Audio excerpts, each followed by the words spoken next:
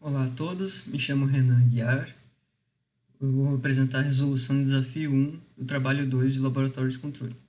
Então, realizar uma simulação no MATLAB em que um controlador PID digital controle um sistema em malha fechada. A lógica do controlador deve ser programada através do bloco MATLAB Function, conforme visto em aula. A escolha dos ganhos PID de forma a obter o menor erro quadrático médio possível ao longo dos 30 segundos de simulação do sistema em malha fechada. Então, vamos lá. Considerando o nosso controlador GDS, conforme apresentado ali, onde meu A seria 0,2 mais 0,05 vezes o número de vogais do primeiro nome. Meu primeiro polo seria 1 mais 0,1 vezes o dia do meu aniversário. O polo 2 seria 1 mais 0,01 vezes o mês do meu aniversário. Dessa forma, aplicando o A, eu tenho o meu valor de 0,3. Meu polo 1 de 13,4 e o polo 2 de 1,3. Substituindo o meu controle, eu tenho essa equação de baixo. Então, utilizei o método de Ziegler-Nichols da curva de reação.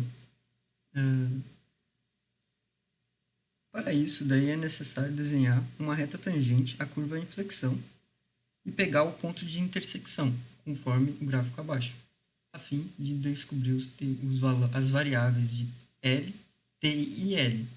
Descobrindo esses valores de T e L, aplicando, claro, a sintonia, para fazer sintonia ao sistema de malha aberta. Certo?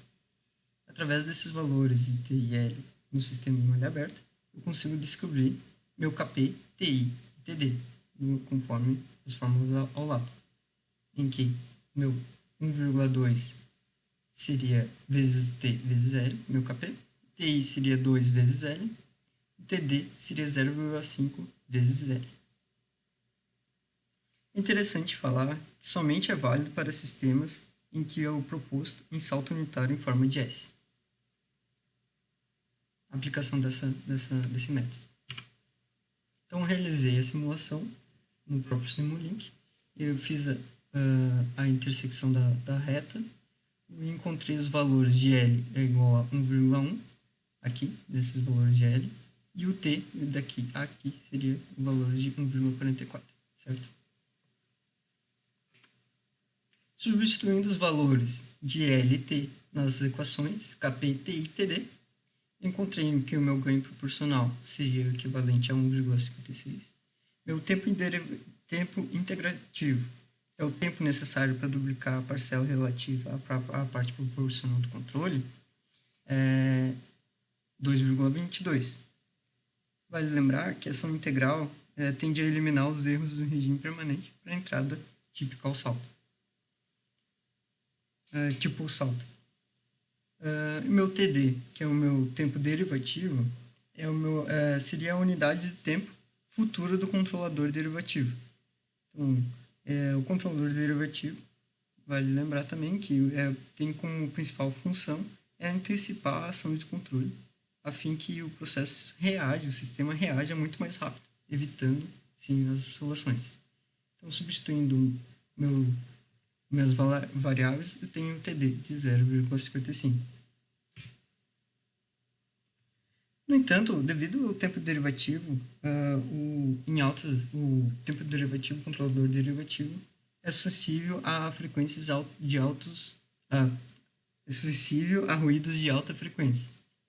Então, para que a gente consiga contornar isso, a gente aplica um polo em alta frequência.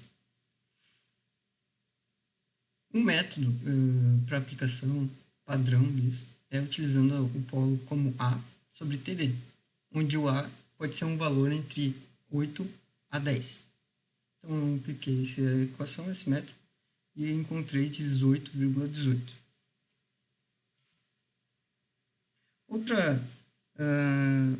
Outra variável importante para a realização da aplicação desse controlador é o tempo de amostragem. É o tempo que define quanto de informação será capturado pelo controlador, PID discreto.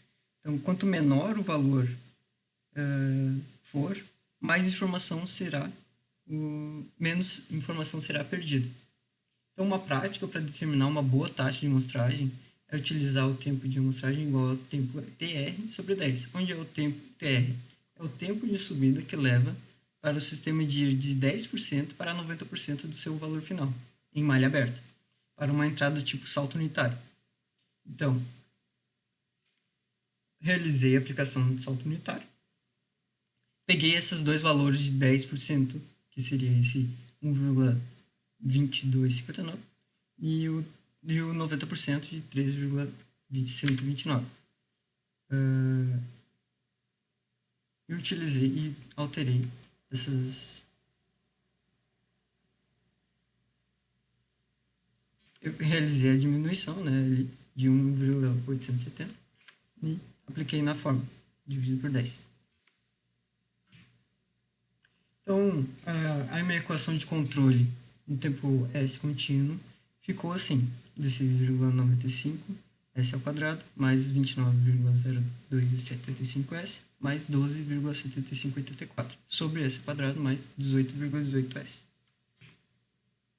Então, aplicando a simulação, conforme visto na aula, o meu controlador PID no Simulink, em que a gente vê que a parte colorida verde é o período discreto do controle, a parte preta seria a parte contínua, temos umas variáveis rosa, em que é do controlador K, TI, TD, P e o meu S, TS, tempo de amostragem. O bloco amarelo ao lado, na saída do controlador, é o bloco em que transforma de discreto para contínuo. Ao lado do bloco amarelo, que é o bloco preto, ele realiza o nosso atraso, minha função de transferência ao lado. E o bloco amarelo lá embaixo é o tempo em que ele realiza a transferência da parte contínua para discreto. Dentro do nosso controlador, no nosso bloco, nós temos essa equação como essa função, apresentando todo o nosso controle. A parte do sistema utilizei no sistema Simulink, utilizei a parte superior, é a malha aberta, o nosso controlador PID, e a parte de baixo, sim, é a parte contínua, para a gente ter essa diferenciação. Aplicando ali, simulando, realizei, verifiquei que a parte azul do contínuo e a parte do PID de amarelo do nosso controle não houve muitas alterações. Ele teve uma parte em que fez o controle, mas não teve um controle tão satisfatório. Então eu realizei algumas alterações para que seja um pouco melhor. E já deu para ver que o controle deu uma melhorada muito mais eficiente para o nosso processo. Eu defini assim: bom, primeiramente eu alterei o nosso KP, que ele era 1,56 e fui alterando até o 3,5. Conforme foi avaliando o desempenho do nosso controle, eu passei para alterar o nosso tempo integrativo e o tempo derivativo. Visto que altos valores de tempo integrativo, o zero do controlador se aproxima, né, na origem, daí então ele meio que cancela o efeito do polo. Então, fazendo com que as outras ações se predominem. Então, eu realizei a diminuição do meu tempo integrativo, para verificar se ele consegue realizar essa correção do erro muito mais rápido. E, claro, para valores muito baixos, ele se afasta da origem, né? Então, ele tende a oscilar. Então, eu não tende a não alterar tanto. E no tempo derivativo, né? É a unidade de tempo previsto futuro. Eu realizei só uma diminuição dele, muito pouca, para que, visto que ele realiza uma previsão, né, do ganho derivativo. Quando o ganho derivativo, né, ele se aplica ao degrau, né, ele tende à parte infinita.